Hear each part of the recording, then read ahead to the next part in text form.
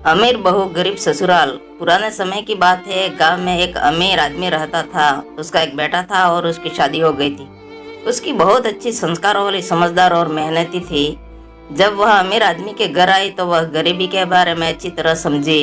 वह जानती थी कि धन और संपत्ति खुशी का निर्धारक नहीं होते। उसकी भावनाओं और मूल्यों में गर्व था और उसने अमीर आदमी के समाज में स्थान की परवाह नहीं की। यद्यपि उसका ससुराल गरीबी से भरा हुआ था, लेकिन उसका पति, सास, ससुर और बहनों ने उसे प्यार और स्वागत किया। उन्होंने उसे अपना समझा और अपनी संपत्ति को धन्यवाद दिया। अमीर आदमी ने अपनी बहू के गरीब ससुराल में 1 साल बाद एक दिन आकर देखा। उसने देखा कि उसके पास धन और संपत्ति की सारी सुविधाएं हैं, लेकिन उसके बगीचे में खुशहाली और प्यार की कमी है। वह गर्मी के दिनों में जल्दी ढल गई, लेकिन उसके पास एक छत्र नहीं था। उसे अपने पति ने इसे देखा और दुखी हुआ।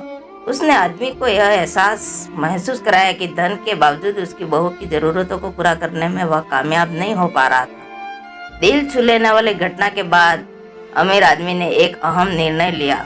उसने देखा कि धन और संपत्ति की कमी भले ही उसे सुख और आराम प्रदान न करे, लेकिन प्यार, सम्मान और परिवार का साथ उसे सच्ची खुशियां देते हैं। इस परिवर्तित मानसिकता के साथ अमीर आदमी ने दृष्टि बदली और अपनी बहू को प्यार से गले लगाया।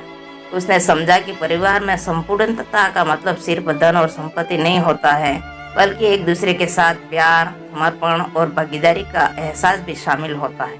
वह गरीब ससुराल में बच्चों, सास ससुर और पति के साथ खुशी से रहने की खुशी महसूस करने लगी। उसने समझा कि धन के पास होना जरूरी है, लेकिन यह एक संतुष्ट और सहमत जीवन बनाने के लिए पर्याप्त नहीं है। आखिरकार अमीर आदमी ने अपने बगीचे में एक छत्र बनवाया और अपने बहू के लिए बेहतर सुविधाएं सुनिश्चित की। उसने अपने ससुराल के सदस्यों के साथ समय बिताना शुरू किया और उनकी आवश्यकताओं का ध्यान रखना शुरू किया। बहू ने अपने ससुराल में एक खुशहाल और समृद्ध वातावरण बनाने में अहम योगदान दिया। उसने सास ससुर की देखभाल की, उनके लिए आवश्यक वस्त्र सामग्री और आवश्यकता उपलब्ध करवाई और पूरे ससुराल में एक एकता और प्यार का माहौल बनाया।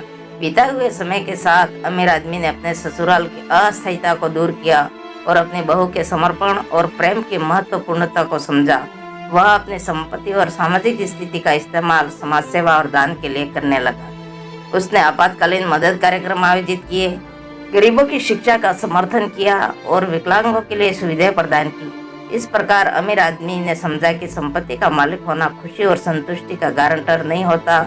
वह अपने बहू के माध्यम से यह सीखा कि सच्ची धनिता और धनवान होने का मतलब होता है कि हम दूसरों की मदद करें, प्यार करें और सेवा करें। देर से लेकिन यह सच्चाई समझने के बाद अमीर आदमी ने अपनी बहू से माफी मांगी और अपनी गलती स्वीकार की। उसने बहू की मान्यता की और उसे बहुत सम्मान दिया। वह समझा कि असली धन और खुशहाली आत्मसंतुष्टि में होती है, जो प्यार, समर्पण और सहयोग से माध्यम प्राप्त होती है। शिक्षा।